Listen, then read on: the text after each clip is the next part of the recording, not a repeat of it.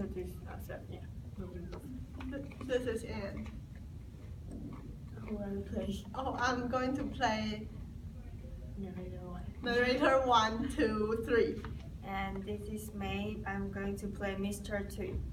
This is Marilia. I'm going to play Mrs. Twit and narrator 4. Mr. Twit was a horrid old man. Mrs. Twit was no better. One morning when Mr. Twit wasn't looking, she took out her glass eye and dropped it into Mr. Twit's beer. Mr. Twit sat slowly drinking the beer. He was trying to think of a really nasty trick he could play on his wife. "You're plotting something," said Mrs. Twit, keeping her back turned so he wouldn't see she had taken out her glass eye. You'd better be careful, because I'm watching you like a wombat." Oh, shut up, you old hag, said Mr. Twit as he typed down the last of the beer. He saw the glass eye staring at him. "I told you I was watching you. I've got eyes everywhere." To pay Mrs. Twit back for the glass eye in his beer, Mr. Twit slipped a frog between her bed sheets. Then he got in his own bed and waited for the fun to begin. Mrs. Twit climbed into bed and put out the light. There's something in my bed! I'll bet it's that giant skilly wiggler I saw on the floor. I tried to kill it, but it got away. It's got teeth like screwdrivers. Help! Save me! It's all over my feet! It bite off your toes. Mrs. Twit fainted. Mr. Twit poured a jug of cold water over her head to revive her. When Mrs. Twit came to, the frog had just jumped on her face. Wait a minute! That's a frog! The next day, to pay Mr. Twit back from the frog, Mrs. Twit put some worms in her husband's plate of spaghetti. The worms didn't show because everything was covered with tomato sauce and sprinkled with cheese. Hey, my spaghetti is moving. It's a new kind. It's called squiggly spaghetti. It's delicious. She took a mouthful from her own plate, which of course had no worms. Mr. Twit started eating. It's not as good as the ordinary kind. It's too squishy. Mrs. Twit waited until Mr. Twit had eaten the whole plateful. "Do you want to know why your spaghetti was so squishy?" Why? "Because it was worms." To pay Mrs. Twit back for the worms in the spaghetti, Mr. Twit thought of a really clever, nasty trick. One night, when the old woman was asleep, he crept out of bed and took her walking stick downstairs to his worksheet.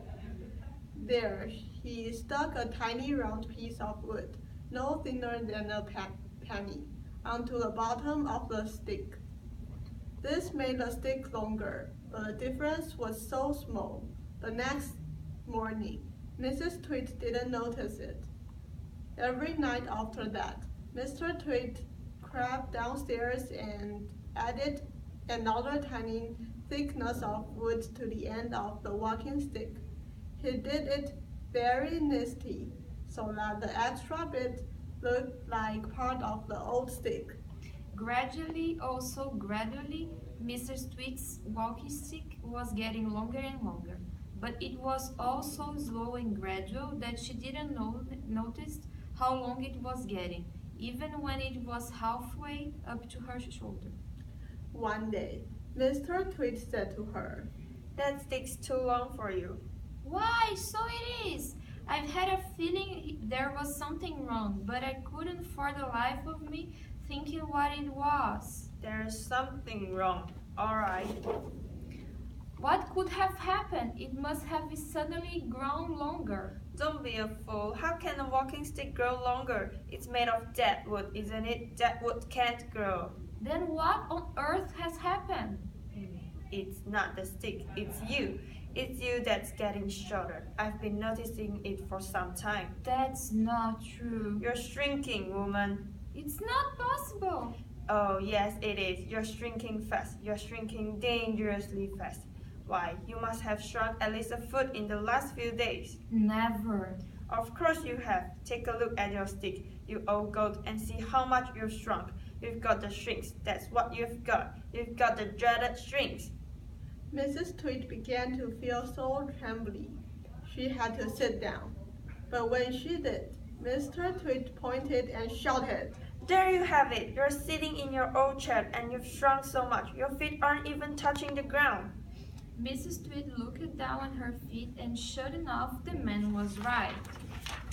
You see, every night when Mr. Tweed had stuck a little bit extra onto the stick, he had done the same to the leg of Mrs. Tweed's chair. Just look at you sitting in your same old chair and you've shrunk so much. Your feet are dangling in the air. Mrs. Tweed went white with fear. You've got the strings. You've got them bad. You've got the most terrible case of strings I've ever seen. Mrs. Tweed grew so frightened, she began to dribble. But Mr. Tweed, still remembering the worms in his spaghetti, didn't feel sorry for her at all. I suppose you know what happens to you when you get the strings. What? What happens? Your head shrinks into your neck, and your neck shrinks into your body, and your body shrinks into your legs, and your legs shrink into your feet. And in the end, there's nothing left but a pair of shoes and a bundle of old clothes. I can't bear it. It's a terrible disease, the worst in the world.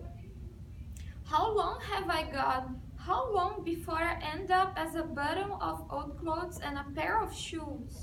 At the rate you're going, I'd say not more than 10 or 11 days. But isn't there anything we can do? There's only one cure for the shrinks. Oh, tell me quickly. We'll have to hurry. I'm ready. I'll hurry. I'll do anything you say. You won't last long if you don't. What is it I must do? You've got to be stretched. Mr. Tweed led Mrs. Tweed outdoors, where he had everything ready for a great stretching. There were 100 balloons and lots of string. There was a gas cylinder for filling the balloons. There was an iron ring fixed into the ground. He pointed to it and said, Stand here. He tied Mrs. Tweed's ankle to the iron ring. When that was done, he began filling the balloon with gas. Each balloon was on a long string, and when it was filled with gas, it pulled on its string, trying to go up and up. Mr. Tweed tied the end of the strings to the top half of Mrs. Tweed. Some he tied around her neck, some under his arms, some to her wrists, and some even to her hair. Soon there were 50 colored balloons floating in the air above Mrs. Tweed's head. Can you feel them stretching you? I can. They are stretching like mad. He put on another 10 balloons. The upyard pull became very strong. Mrs. Tweed was quite helpless now. With her feet tied to the ground and her arms pulled upyard by the balloons, she was unable to move. She was a prisoner. Mr. Tweed had intended to go away and leave her like that for a couple of days and nights to teach her a lesson. In fact, he was just about to leave when Mrs. Tweed opened her big mouth and said something foolish. Are you sure my feet are tied properly to the ground? If those strings around my ankles break, it's goodbye for me. And that's what gave Mr. Tweed His second nasty idea. Thank you.